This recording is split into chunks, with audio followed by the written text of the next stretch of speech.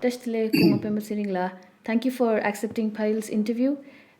This is part of an interview series with candidates for the 2021 Sikyong elections who have officially announced to run for the highest office of the Tibetan polity. I'm Choekyi Lhamo, and here with us today we have Penpa Tsering la. He was the former North America representative of His Holiness the Dalai Lama and former member of parliament in the 12th, 13th, and 14th Tibetan parliament in exile. He was also elected as the Speaker of the 14th and 15th TPIE in 2006 and 2011, respectively. In his early days, he served as the General Secretary of both the Tibetan Freedom Movement and Nigerian Tibet Friendship Association. He also worked as the Executive Director at the Tibetan Parliamentary and Research Center at New Delhi from 2001 to 2008. Welcome, Penpa Tsering la. Just glad to be part of it, Chugila. Now, so we'll start with the questions. My first question is about the dialogue between the Tibetan and Chinese sides, which have been stalled since 2010. How do you plan to restart talks between the two sides, and what new steps have you planned to resolve the Tibetan issue? Chugila, in terms of the Sino-Tibet dialogue, we have to be very, very frank. There is no magic formula to restart the dialogue. So there has to be effort both from the Chinese side as well as the Tibetan side, our side. So I have already outlined three phases. The first phase is, of course, to continue with the advocacy work that we do with the international community on what is the reality of the situation inside Tibet. Now, for that, we will seek cooperation of Tibetans at many layers, particularly those Tibetans who have become citizens of their host country, wherever they live. And the second part is to form a committee, a dedicated permanent committee to look into the ways and means to reach out to the Chinese government and also plan strategies based on which actions will be taken. That will also this committee will also come up with strategies as to how we should organize under the middleweight approach, so that we make the Chinese leadership aware that they cannot just ignore the Tibetan issue.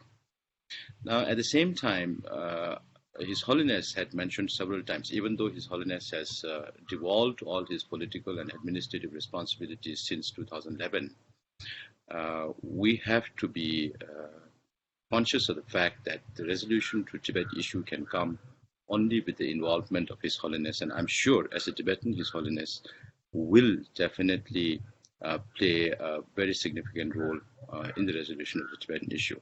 Now, when His Holiness spoke about his wish to go to China, he spoke about that in Sweden in 2008, and then later when he addressed the participants of the special meeting last year, and also the disciples from Southeast Asia, he mentioned about his wish to go to China. Now, I firmly believe that we have to work towards making that wish come true. Now, if His Holiness can go to China, visit the Wutaishan and other pilgrimage areas, and his wish to meet with students in China and also scientists in China, over and above that, I'm sure when His Holiness gets there, there will be a meeting between Xi Jinping and His Holiness. So through that meeting, I'm positive that a roadmap could be developed based on which the administration can work. Now, the approaches could be multi-pronged. You cannot just go through the staff or civil servants of the Chinese government to reach the top leadership, because they don't have the facility they can only report. Now, the main components are the army, the top brass in the army, who has interest in resolving the Tibetan issue. Then you also have businesses who have access to the Chinese leadership. Then, of course, we know that Chinese leadership doesn't like third-party intervention, but till we reach an understanding that the Tibetan issue needs to be resolved and that both of us are committed to resolving this, we have to continue seeking support from the international community. So that we'll keep doing it. Sure. 1 second. Uh, but that is the counter question would be that is contingent on China letting His Holiness visit China and His Holiness being active. Uh, isn't there too many factors to include in the argument? Just When we talk about resolving an issue as complex as Tibet and as it has taken so many years to resolve, there will be so many complexities.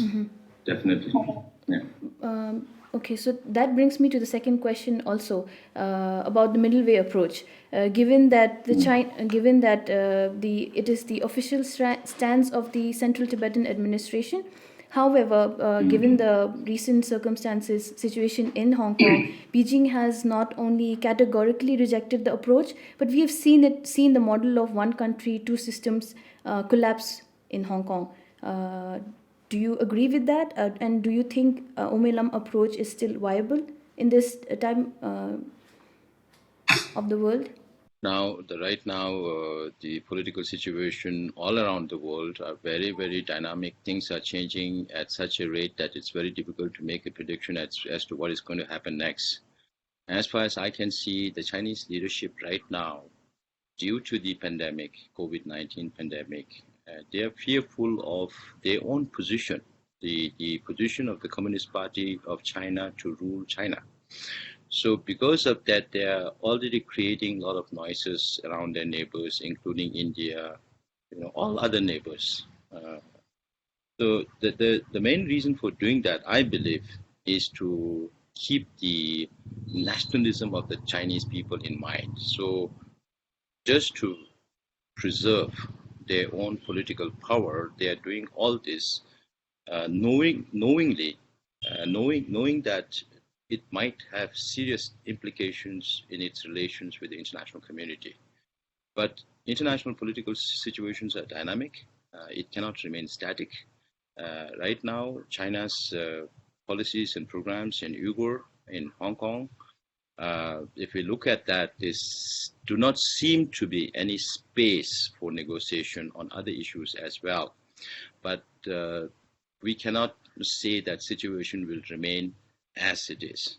Things will definitely change. The US election has just finished. A new president is coming in. The world will take another different course in terms of how, whether it's be multipolar or bipolar or whatever. So we'll have to watch the situation and see when the opportunity arises. Of course, I don't see anything wrong in the middle way approach. If there is anything wrong, it's the Chinese response to the middle way approach. So we have to make sure that of course, the Chinese leadership understand about the middle. I'm sure they do, because we have been talking from 2002 to 2010. But the validity of the middle way approach will come only when there is a realization and the courage in the Chinese leadership to resolve the Tibetan issue. Sure. Okay, so my third question now would be about the migration of Tibetans from the Indian subcontinent to the West, which is a fact, which is a reality in this world. And the shifting demographic may pose serious challenges to the Tibetan movement in India. The previous administration has said that the issue is being closely watched and that it could pose both challenges and provide new opportunities. What is your take on the matter, and how do you plan to address the same? This is a subject within our own hands. We don't have to depend. We don't have to depend on China to resolve this issue. So there are definite ways and means that we can do. I have spoken on this subject over several weekends. Now, in the last 25 years, we have witnessed almost about 50% of the Tibetans that have moved out of the Indian subcontinent to the North Americas, Europe, and Australia, and also some other countries. Now, that being the case, the positive side is that the expat Tibetan community has been able to bring some stability to the financial or economic situation of the Tibetans in exile. These are opportunities that we can bank on, and I'm sure they will start playing major roles in the times to come to make our economy self-sufficient. Now the challenges, of course, are in the areas where Tibetans live. I have been to most of these areas. They are still scattered in large cities in the West, whether it's in North America, Europe, Australia. So now the idea is, even though we are physically distant, we have to be mentally close. Now, in this digital age, there are many ways that we can do it. We have to use all the technology to get ourselves together and basically bring trust among Tibetans, bring involvement. That is why I keep talking about cooperative effort, whereby Tibetans can come together, pool their energy, and then make our community successful. And for that, in the long term, what we need to do for the communities in the West is to create compact Tibetan communities just outside the existing Tibetan the area cities where there are a larger number of Tibetan communities. Like in North America, you have New York, you have Minnesota, you have Bay Area, you have Toronto, and similarly in Europe, you have Belgium, France, Switzerland. These are bigger communities. So what we can do is, it is not very costly to get land in the United States, let's say, for example. So if we can have about 1,500 acres or hectares just outside the city, a big city, then it's possible for us to set up a Tibetan community there with elders and children living there within a Tibetan environment, and then the younger, the able people going to work, and then they can come for weekends. And then eventually we can also look at starting charter Tibetan schools. So these are opportunities and challenges to the West. Because of the hard work that the Tibetans are involved, it also adds to the stability, as I mentioned, the financial stability of the exile community. Now here, this is a larger subject as to how do we meet the challenges of the people going out. If I give you one example, where I live today, it's the third camp in the old Tibetan settlement of Luksam settlement. And here I find that 60% of third camp have already moved out. So this is a compounded problem. It's not just a singular issue that affects only one area of our community. It affects the sustainability of our community as a whole, the settlement as a whole. It affects the schools. It affects the health system. It affects everything. So we have to have a larger holistic view. That is why I have always been saying that we need a complete, total new survey of people, including pregnancies, so as we get an idea of how many young people are going to come. And looking at past data, we can also make an assessment of how many may go out. If you're talking about 100 children in 1 year, upcoming children, then we know that, okay, in the past, 30 have moved out, 70 have stayed back, or 40 have moved out. So based on these numbers, overall in India, Nepal, and Bhutan, we can make an assessment of now where do we concentrate our energies on, whether it's to do with settlements, because right now we are scattered in some 45, 46 different localities in India, Nepal, and Bhutan of different sizes. So how do we consolidate these settlements eventually? Not by forcing the Tibetans to move, but by creating the opportunity for them to move if they wish to. So the government's job, particularly the Kashak, and under the supervision of the Home Department, we have to develop a plan where we can convince people, like for other people to move from vulnerable communities to a bigger settlement. The administration has to create space for those people to move in. So the first step is how do we create spaces where there are no roads, no electricity, or no water connection.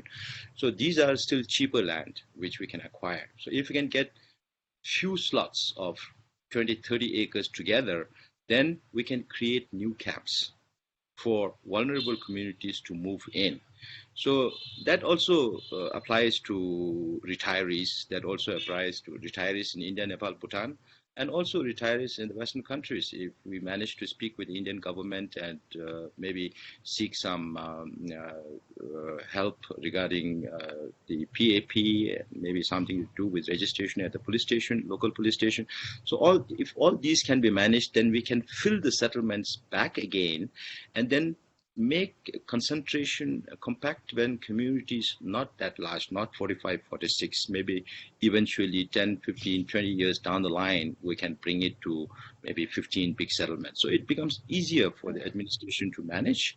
And also we keep getting the people back into the community, meet the challenge. Then we have many, I have outlined many programs where we can bring back young people into the community. So the backbone of a community are the institutions, whether it's monastic institutions or educational institutions or health-related institutions. So the more institutions you have, the more labor you have, more employment opportunities you have. Now, I'm also planning to bring in more health workers, to bring in more nurses back into the settlement, so that we can conduct, preventive medicine. So when young people come back, then they give birth to the child here, and then we have enough children for the school. So even schools also we need to consolidate. We have to decide where we need to put our schools permanently for the years to come, based on the numbers that we'll be collecting. So a demographic survey, a detailed demographic survey is very, very essential for this. Sure. Uh, you touched upon this a little while back about the global outlook towards China in the post-COVID-19 world. The growing hostility towards the Chinese government is obvious. How do you think we can capitalize on the world's changing outlook towards China? Now, there are different ways of looking at it. Now, see, if we have to talk with China, that is the only way, whether you follow independence or whether you follow the middleweight approach, because we cannot militarily fight with the Chinese and gain our independence or autonomy. So the only way is to talk with the Chinese government, right? Now, when we do that, we have to maintain a proper balance in terms of what we say. We just cannot antagonize China for no reason. But at the same time, we have to be aware of our own responsibilities as what we should be doing representing the Tibetans inside Tibet. Then we also have to take into consideration the position of the host countries that we live in and other countries that we are friendly with. So given the situation right now, the world right now is too occupied with the scars of the economic scars that has been rendered on the economies all around the world. So for this period, we'll have to wait it out because the situation is very fluid. So we have to wait this out, let the pandemic get over. There are already talks about several vaccines being positive in the treatment of the pandemic. So we have to wait this out. But this is definitely, in the short term, for us, for the Central Tibetan administration, there will be severe economic consequences because this deprives a lot of our individual donors, the capacity to help us. So, but politically, right now, for China, it's not a good situation to be in. We are talking about the Quad, the Japan, Australia, US and India coming together. You also have, except for the economic cooperation amongst the ASEAN countries, plus Japan, Australia, and some few other countries. Apart from that, there has not been a positive development from the Chinese side. But let us see how the new president-elect, U.S. president-elect reacts, and once he assumes office, how he takes the position forward. But internationally, we have no dearth of support because of the anti-China sentiment. The emotions in the minds of the Indian people also run high. And the same is the condition with the political leaders.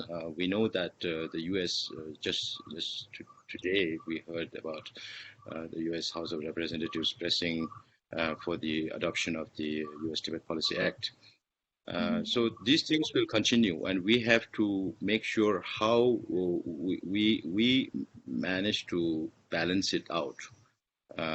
Because if we have to reach out, we also have to understand that we cannot reach out just by criticizing China. So we have to see how things work out. Sure, sure. So my next question is about the exiled Tibetan community's unity. Yeah.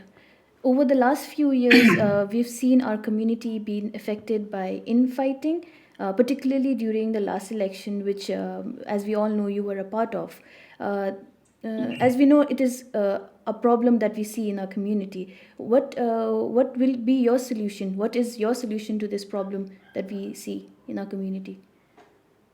I personally can always say that I was never the cause, but that doesn't solve the problem. You know, as a Buddhist, we always say when certain thing happens, it's always a combination of causes and conditions that causes it. And I was part of it. Even after the election, when I spoke to the different communities that I visited in North America, I've always said I was part of it, and I don't want to redeem myself by saying I'm not involved in it in any way. Personally, of course, I've not done anything that could have caused such things. But anyway, this has happened, and we have to learn from our past, from our experiences. So here, the two major causes that we keep talking about, like I was accused of, or I was alleged for not liking people who profess independence, which is not true, because that concerns one individual who was who was a candidate in the last time elections.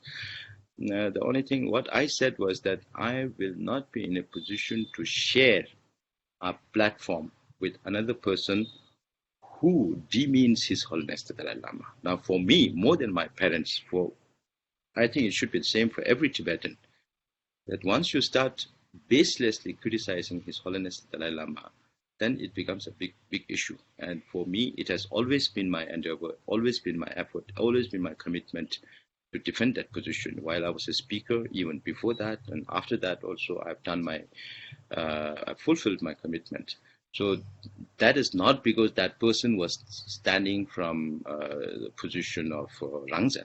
No, not at all. I have so many friends in the Rangzen fraternity. I have worked with Youth Congress in Delhi when I was the director of Tibetan Parliamentary and Policy Research Center. I've gone to police stations to release the protesters. So there are many things, but then people like to spread rumors, and some people All due believe. respect, some would say that denying a candidate of debate, democratic debate, can be a problem. It could have incited some of the problems that were discussed in the last election, don't you think? In a democracy, I also have a right. I have the right to sit with whom or not sit with whom. That is my right. So nobody can take that right away from me. But if he, as an ordinary citizen, and me as a speaker at that time, if he was to come to my office, I won't say, no, don't come and meet me. No way. That's a different matter. But somebody who blames His Holiness, who puts, His Holiness in a bad shade, that it's not possible for us to. I can take that in regard to my parents, but not His Holiness in this lifetime. No. Sure. Okay. Let's move on to the next question now. So this is more particular about the individual candidates we have for the Sikyong post. What visions and strategies do you think make you more suitable for this position? Now, I already mentioned about my exposure during my 20 plus years of service. I have been to almost all the Tibetan communities in India and Nepal. I've not been to Bhutan, which I wanted to do this summer, but because of COVID, I could not go. I visited most of the Tibetan settlements, communities in the West, including Australia, not Japan. I was not able to go there. Australia, Taiwan, everywhere I went. So and then I have also dealt with leaders, political leaders from the East to the West. So I have that exposure. I have that experience, and I know my community in diaspora. So that way I feel equipped to be in a position to understand. And I've spent a lot of time understanding what are the causes that leads to what we are today, and agreements, disagreements, and all that. So I feel I have very specific strategies as to how we can bring the community together. It was not because I created it. Now, many people believe all these problems came about only in 2016. No, this has been there from 1959 till now. And this has been there even before 1959. That's why I keep telling the younger generation and also every general Tibetan to understand Tibetan history. When somebody is saying something, there is a historical background to that. And then also understanding the mindset of the people here. So by understanding history and the mindset of the people now, there are definite ways of resolving it. There's no problem. Even with Ranzan and Uma also, I keep saying, okay, this is democracy. Everybody has to right to express their mind and follow a particular policy they wish. Now, if we have to make each other understand, we would have made each other understand long time ago. It has been many years that we have been doing these discussions. So now the focus should be, even if you're following independence, face our opponent, China, and do your thing. And if you're following a middleweight approach, you do your thing. And just because now I was part of the parliament that passed the middleweight approach, I was speaker of that house. So I firmly believe in the middleweight approach. So it becomes my duty to defend middleweight approach if it comes to that.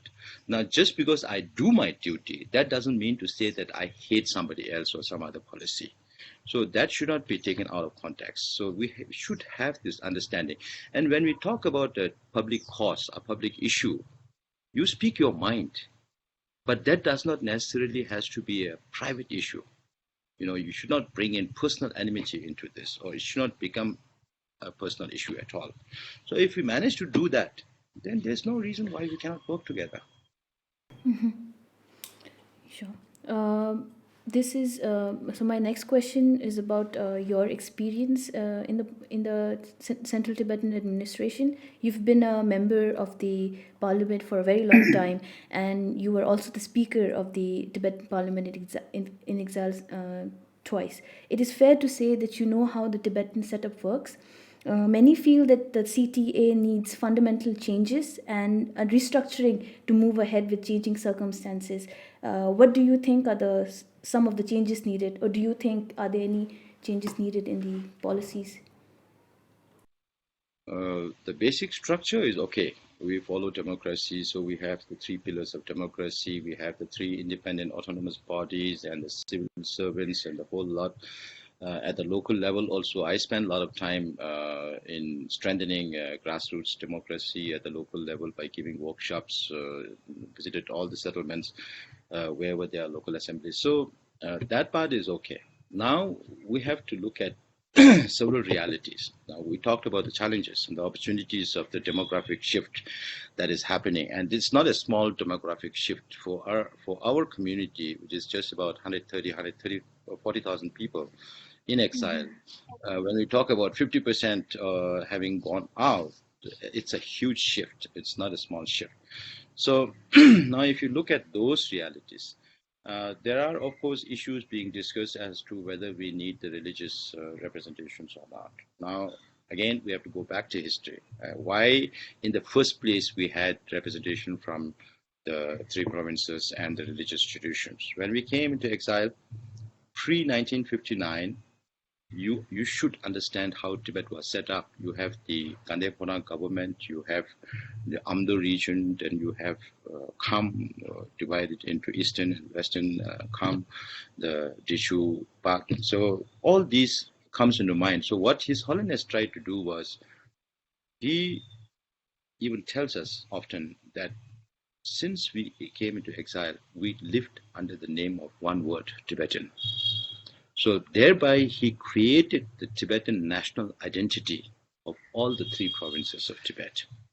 And when we first decided to have these elected representatives in the parliament, just not even one after coming into exile, when His Holiness pronounced that in Bodh Gaya, it was February 1960, and 7 months after that, we had the first parliament. Now, at that time, why did we have religious representations? Why did we have provincial representatives instead of these representatives being elected by the number of people in each location?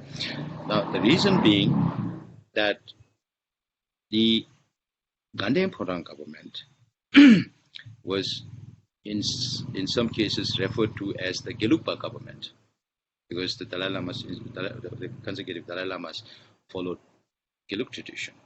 So to make sure that the new democratic setup is represented by all other traditions, at that time Phombo was not there. Phombo was added later.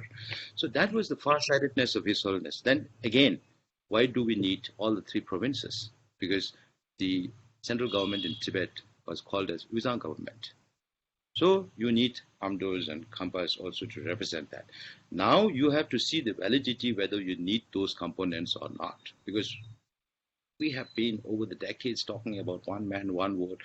It's not simple. People fail to understand the intricacy of this problem. When we say one man, one vote, then that can be achieved only if we have constituency-based elections.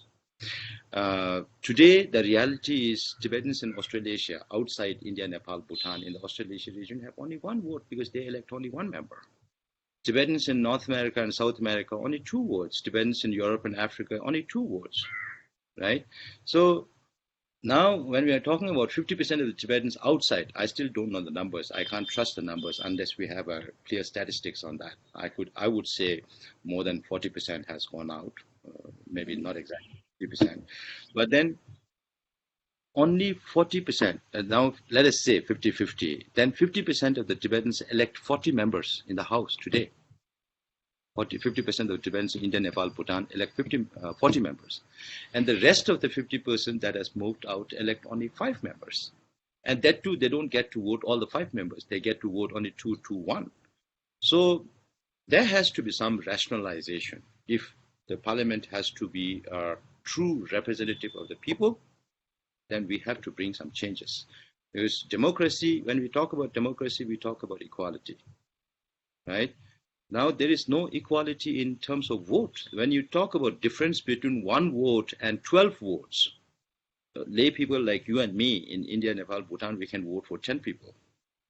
Monks, nuns, and tantric practitioners, they can vote for 12 people, 10 from their province and 2 from their religious state. So we are talking about 1 person, 1 vote to 1 person, 12 votes, which is a difference of 1,100%.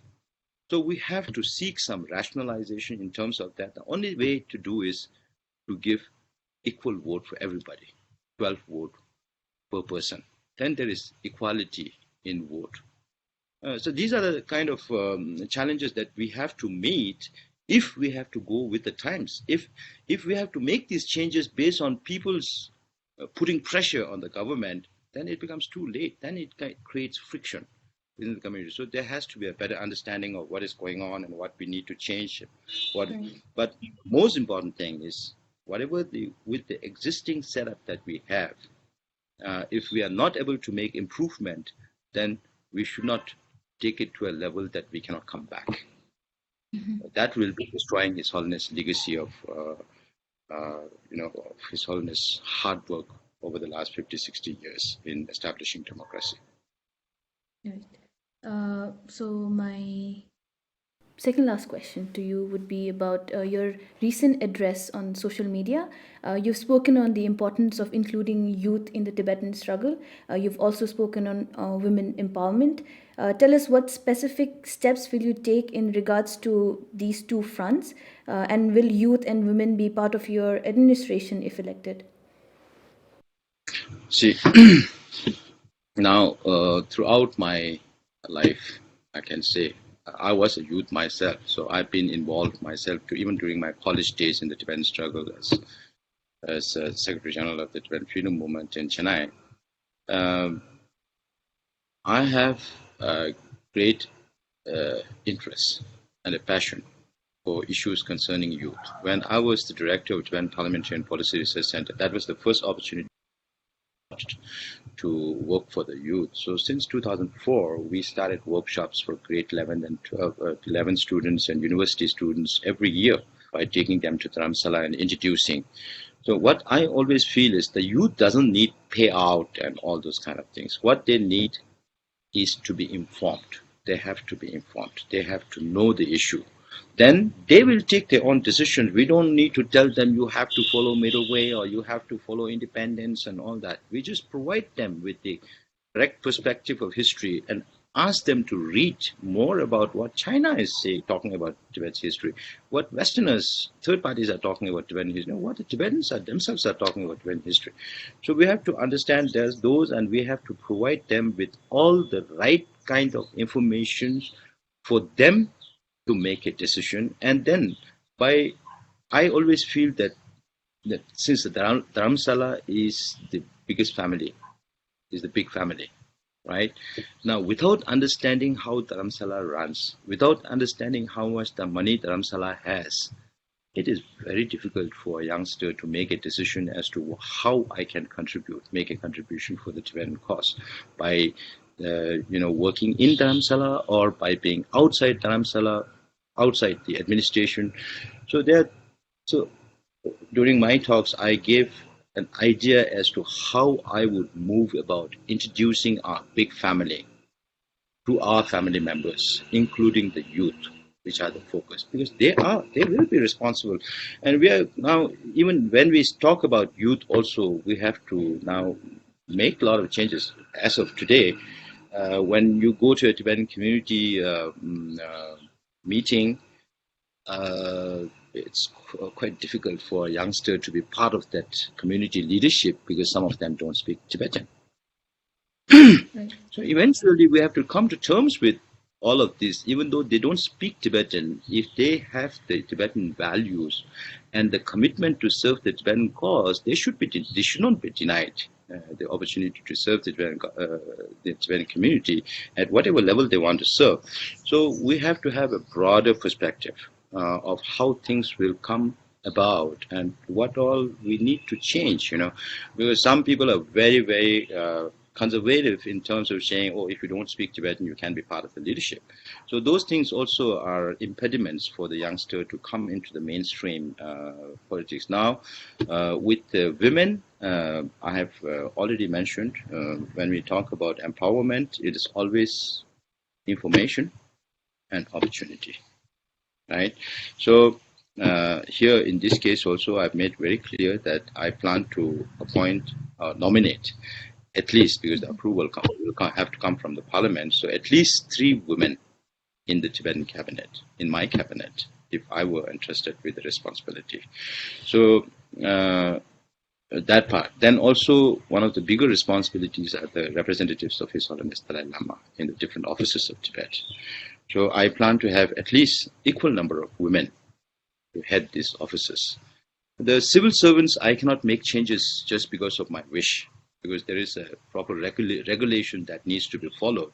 But I'm definitely going to encourage women to stay longer in the civil service and then reach the position that they want to reach.